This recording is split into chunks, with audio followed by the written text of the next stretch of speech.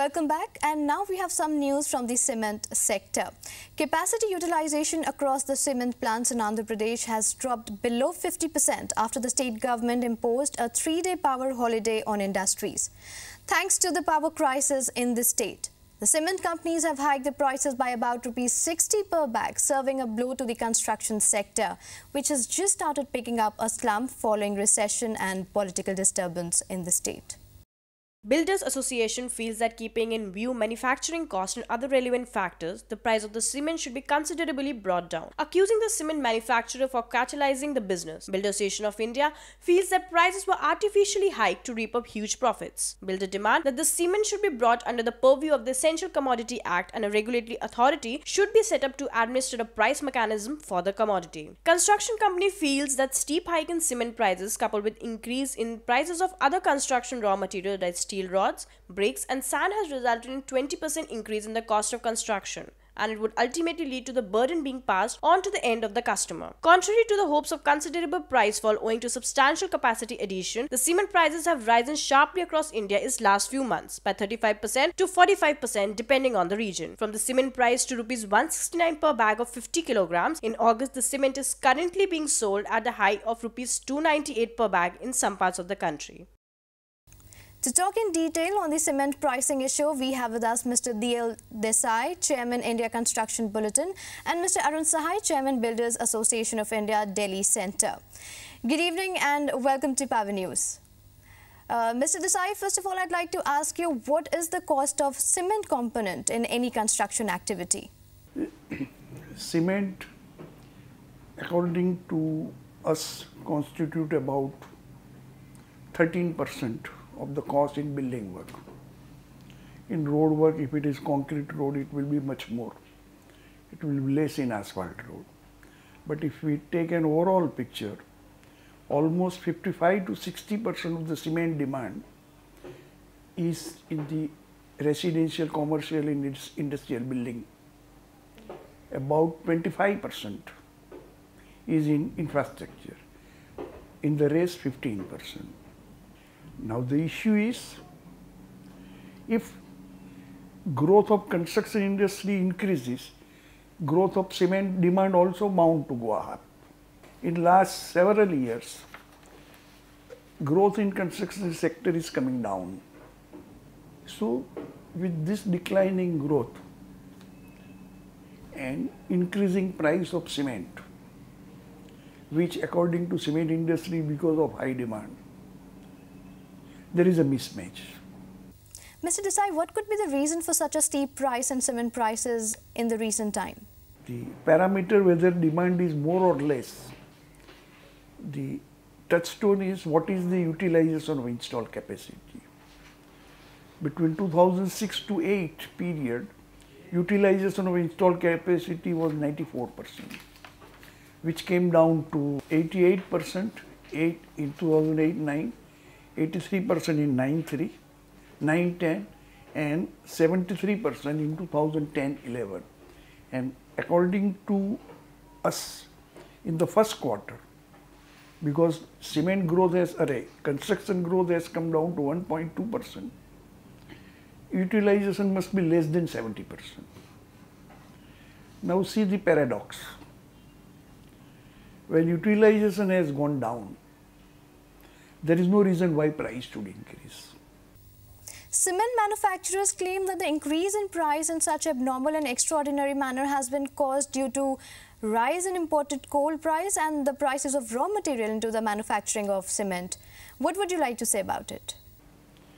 Very recently, in NCR, New Delhi, National Capital Region, cement was available between 155 to 180. Right in September beginning. At the end of last week of September, cement producers have said, okay, sorry, we can't give delivery, there is a shortage. And now, on 4th or 5th of October, they have said, now no, our price would be 270. So there is almost 80 rupees increase in the cost of price of cement. There is no reason why price should increase by such a huge margin. The only justification which cement lobby may be putting is कि yes, if our utilization is coming down because our fixed cost is fixed, so the price is bound to increase. Admittedly, yes, there is some input cost increase because imported coal has costing now much more. It was almost $150 per ton, then has gone to $300. So to that extent, some cement companies are importing coal, but almost 50 to 60% of their coal requirement is made by Coal India at pre-agreed price, or virtually, if I would say, much lesser than the market price. Mr. Sahai, the import of cement is under open general license and anyone can import the requisite quantity provided it conforms to the BIS standards. In order to augment domestic availability of cement, the import duty on cement was brought down to nil from 12.5% in 2007. Do you feel import could be a viable option? See, I strongly believe that if government wants to, if it has a will, then there is a solution to all the problems. They have done it in the past. 3 years back, the government abolished the countervailing duty and special duties on cement import, and the import became a reality. The price of cement, even today, is much lower in the neighboring countries.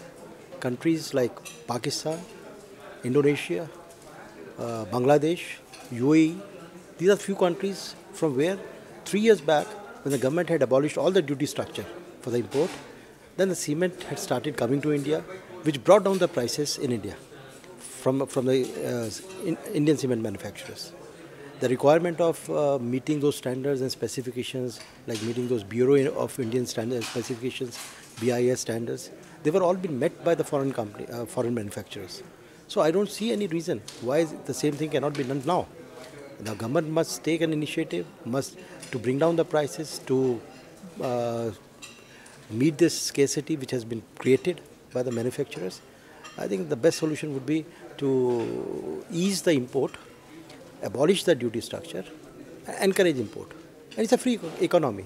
Nobody can have any issues on this. Nobody can have any complaint against this. Mr. Desai, what initiatives have been taken by Builders Association of India to resolve this issue? We have been trying to talk to various ministries. In 2001 also we filed a complaint in MRTP Commission.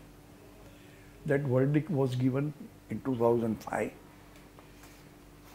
Against this order, Cement Manufacturer Association has gone to Supreme Court. The matter is still pending. But after this complaint, Builder Association filed one more complaint before a Competition Commission that is now transferred to MRTP Commission. Now it is transferred to Competition Commission. And in July 2010, also we filed a complaint before Competition Commission because under the Competition Act, the cartel section, section 3 and 4, abuse of dominant position in a cartel, became operative from May 2010. So we have filed somewhere in July. Director General Investigation have investigated the report. He has called various cement manufacturers, including myself. Our statements were recorded. Their fresh report is expected to come back, but broadly they have concurred with the views of Builders Association that there is no reason why the cement price should increase, because there is hardly much increase in the input cost. The only conclusion which can be drawn is there is a price manipulation by cement producers. Even the Standing Parliamentary Committee attached to Ministry of Commerce, which were looking into the affairs of cement industry, Builder Association were called and we have given our presentation. Even that report, 95th report of the Standing Committee, was presented to both the houses. They have also came to conclusion that cement prices are, increasing cement prices is nothing but the profit motive on the part of cement manufacturer.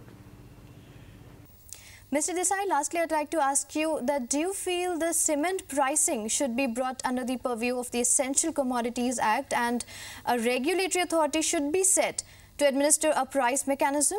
For banking sector, you have Reserve Bank as a regulator. For stock market, you have SEBI. For telecom, you have TRAI. For insurance, you have Insurance Regulatory and Development Agency. In free economy, there is urgent need to appoint a regulatory authority. Even if you look to hydrocarbon section, Director General Hydrocarbon is a regulatory authority. Regulatory did not mean to regulate the price. That is ruled out. In a free market, you can't control or regulate the price. But the regulatory authority will look into whether the fair business practices are being indulged in by the cement producers or any unfair means by which they are trying to derive more profit. These are the issues which we are trying to convince ministries. So far we have not succeeded, but we hope sooner or later, after these cases are decided by Competition Commission, something is likely to happen. We hope the government should take this on a priority basis and find an effective solution to rationalize the cement pricing in the country. Thanks Mr. Sahai and Mr. Desai for joining us in this program. With this, we come to an end of this issue of Power News. Keep sending us your suggestions and views at powernews@zeenetwork.com or call us on 011-405-60701. Before I leave, I'd also like to wish all the viewers of Power News a very happy Diwali. Do join us next week for more news and updates. Till then, goodbye and take care.